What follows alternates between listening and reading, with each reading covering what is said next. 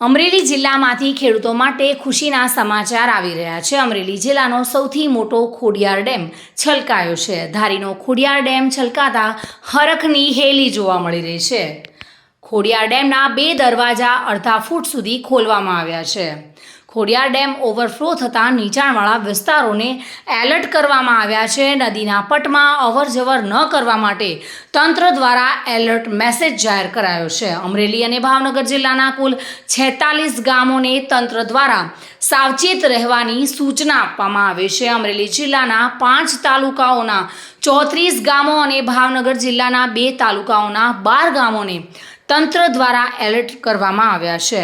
જિલ્લાનો સૌથી મોટો ધારી ખોડિયાર ડેમ જેમાં પાણીની બમ્પર આવક થતાં હવે છલકાયો છે અને 2 દરવાજા અડધા ફૂટ સુધી ખોલવામાં આવ્યા છે, જેના કારણે ખેડૂતોમાં ખુશીનો માહોલ જોવા મળી રહ્યો છે। સંજય વાળા સાથે bureau report, today Gujarati news.